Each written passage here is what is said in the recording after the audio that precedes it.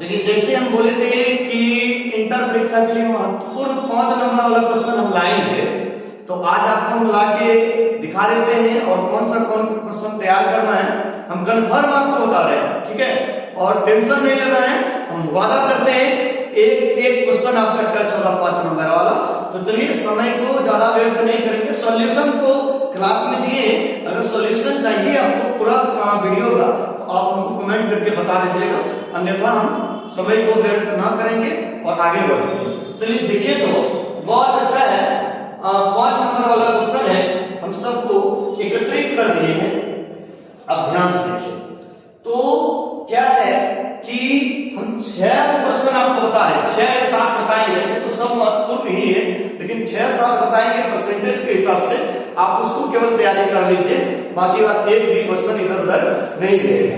Guarantee है कि 6 रहेगा तो 6 में मेरा पढ़ाया हुआ लगभग क्वेश्चन आपका टच करेगा। आइए तो सबसे पहले आपको क्या करना है कि बिलियन चैप्टर पढ़े हैं, क्या पढ़े, बिलियन, जिसको सॉल्यूशन बोलते हैं। सॉल्यूशन में देखिए आगे हम लोग जानते हैं कि असंख्य गुणधर्म क्या होता है, रॉल्ट का नियम क्या होता है, तो इसका क्या होता है, असंख्य गुणधर्म क्या होता है, इसके प्रकार को लिखे, तो ये तो हम क्लास में बताए थे।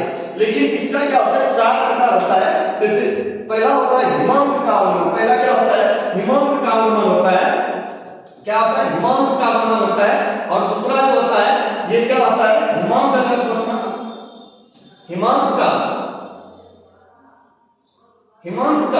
क्या होता है,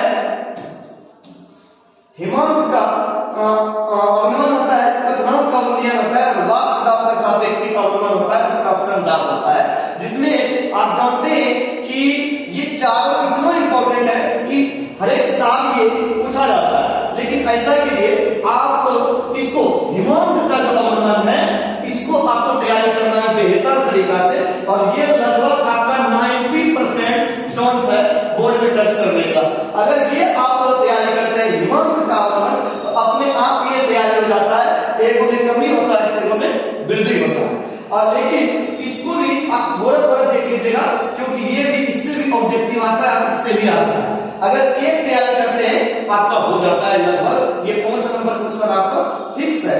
लेकिन इसको देखिए इस प्रकार से हम लोग क्वेश्चन देते हैं या इस प्रकार से क्वेश्चन बोर्ड दिया जाता है, बोर्ड के द्वारा क्या दिया जाता है, देखिए कि हिमांक का अवनमन क्या होगा, क्या दिया जाता है, देखिए तो थोड़ा सा ध्यान से कि हिमांक का अवनमन क्या होता है, हिमांक का अवनमन क्या होता है, इसके लिए रॉल्ट के नियमों को लिखकर प्रमाणित करें कि एक असंख्य गुणधर्म है। ये 5 नंबर का क्वेश्चन है और इसको आप तैयार कर लीजिएगा, लगभग इसका जो है 90% होने का चांस है, ध्यान रहे। अब बाकी बात तो हम अभी तुरंत ऊपर ये चर्चा की थी चारों के बारे में। तो देखिए अगर एक टॉपिक क्या हो गया आपका कि असंख्य गुणधर्म क्या है, इसको आप लोग देख लीजिएगा, बोर्ड में आना फिक्स है। तो देखिए यहाँ हिमांक था, यहाँ क्या हो गया, कथनांक का नियम क्या है, इसके लिए रॉल्ट के नियमों को लिखकर प्रमाणित करें कि ये असंख्य गुणधर्म है। इसको देख लीजिएगा, यही सेम यही चीज है। जहां हिमांक का अवनमन है वहां क्या हो जाएगा, कथनांक हो जाएगा, वहां वास्तव दाब का सापेक्षिक अवनमन हो जाएगा और ये प्रकाशन दाब हो जाएगा। यही 4 क्वेश्चन है, देख लीजिए। वास्तव दाब का सापेक्षिक अवनमन क्या होता है, इसके लिए रॉल्ट के नियमों को लिखकर प्रमाणित करें कि यह एक असंख्य गुणधर्म है। इसके बाद क्या है, प्रकाशन दाब क्या होता है, इसके लिए रॉल्ट के नियमों को लिखकर प्रमाणित करें, तो सैमरा हो गया। तो इससे एक क्वेश्चन टच करेगा हिमांक के अवनमन, सॉरी इससे क्या कहते हैं, असंख्य गुणधर्म से एक क्वेश्चन टच करेगा।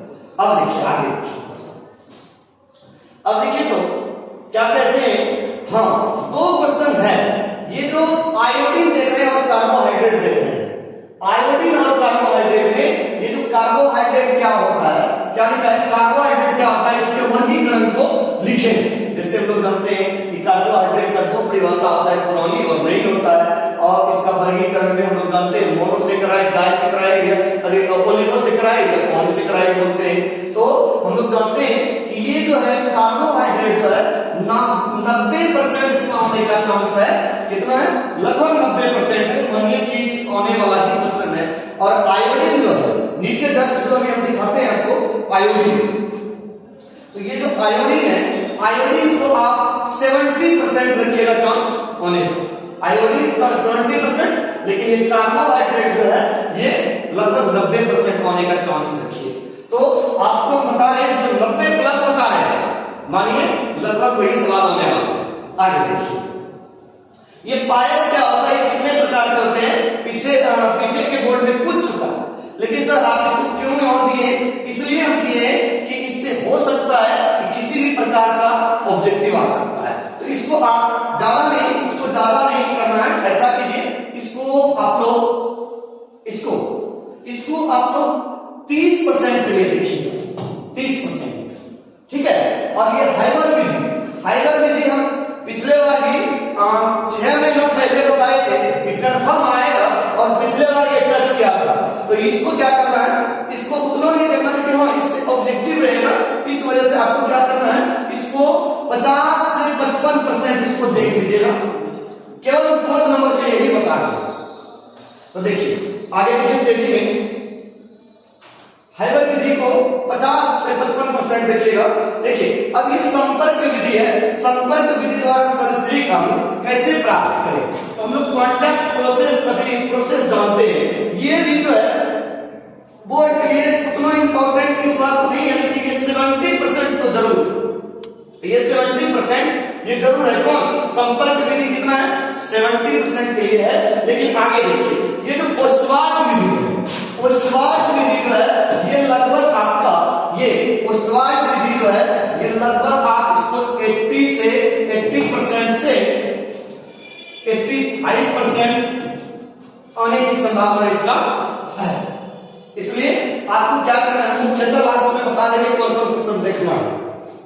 हाँ अब देखिए लेग टच जो है उतना कोई जरूरत नहीं है, लेकिन देख लीजिएगा क्योंकि एक दो सूत्र इससे आ जाता है, तो इसको आप लोग को केवल जो है हमको लगता है कि 50% इसको देख लीजिए, कोई उतना ज्यादा देखने की आवश्यकता नहीं है।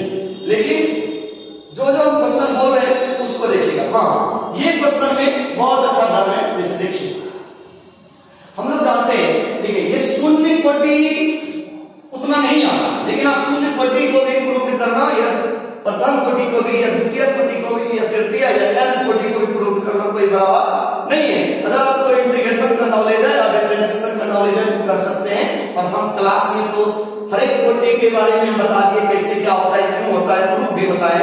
तो आपको क्या करना है कि प्रथम कोटि को बढ़िया से देखना है कि प्रथम कोटि की अभिक्रिया क्या होता है, इसके लिए वेग स्थिरांक के बीच व्यंजक प्राप्त कर और डायगोनल के संबंध और डायगोनल के बीच संबंध स्थापित करें। जैसे हम लोग जानते हैं कि डायगोनल यानी वेग स्थिरांक क्या होता है, k बराबर 2.303/3 log a माइनस रूट करना है। और इसी से हम लोग को t हाफ भी निकालना है, r डायगोनल यानी 0.693/k। इसको भी आप देख लीजिएगा, इतना कर लीजिएगा। अगर ये प्रूव कर लेते हैं शून्य कोटि आपके लिए कुछ नहीं है, इसलिए टेंशन नहीं लीजिएगा। आगे देखिए इसका जो चांस है, चांस को देखिए क्या है कि लगभग ये हमको लगता है कि कम से कम नहीं कुछ तो इसको 90% के आसपास मानिए, 95 मानिए, या इससे न्यूमेरिकल रहेगा, क्या रहेगा, न्यूमेरिकल रहेगा 5 नंबर का। लेकिन न्यूमेरिकल का कम चांस है, लेकिन बस एक प्रूफ ही कर देगा, टेंशन नहीं लेना। चलिए आगे देखिए, अब क्या है, आरडीएस क्वेश्चन नहीं आएगा, केवल इसका सूत्र याद रखिएगा क्या होता है, टेंशन नहीं लीजिए।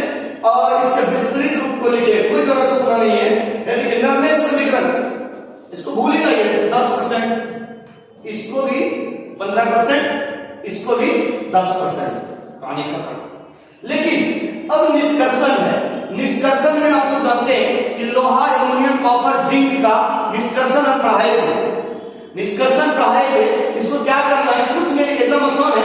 लोहा की कुछ प्रमुख है, बहुत अच्छा सवाल है, लगभग हमको लगता है 90% के लिए ये आएगा 90% लोहा की कुछ प्रमुख गैस एवं उसके रासायनिक सूत्र को लिखकर निष्कर्षण की विधि को समझाएं। लोहा अगर आप निकाल देते हैं, लोहा का निष्कर्षण कर देते हैं, तो ये आप एल्युमिनियम भी कर सकते हैं, आसानी से कर सकते हैं। और एल्युमिनियम अगर आप कर लिए, आप यहाँ नीचे आकर कॉपर का भी कुछ प्रमुख गैस एवं उसके रासायनिक सूत्र को लिखकर निष्कर्षण की विधि को समझा सकते हैं। आइए, अगर ये तीनों आप कर लेते हैं, डिवीजन एक बार कीजिएगा, ये भी कुछ नहीं है, जिंक के कुछ प्रमुख अयस्क एवं उसके रासायनिक सूत्र को लिख लीजिएगा, आसानी से अब डिस्कशन भी हो जाएगा। तो जैसे हम लोग जानते हैं कि लोहा का कुछ प्रमुख अयस्क, कुछ तो छोड़िए हम ये बता देते हैं, लोहा का हेमेटाइट होता है और एल्युमिनियम का आप लोग जानते हैं बॉक्साइट होता है। तो इसी तरह से सबका होता है। तो देखिए इन तीनों में, चारों में से एक क्वेश्चन देख लीजिएगा, बोर्ड में टच करेगा ही करेगा। देखिए आगे देखिए, तो ये हो गया। आगे हम लोग जानते हैं कि कॉपर भी हो गया, निष्कर्ष जिंक भी हो गया, ठीक है। बस इतना ही रहने दीजिए। नेक्स्ट वीडियो में आपका 2 नंबर वाला भी सवाल हम लेकर के आएंगे। Thank you.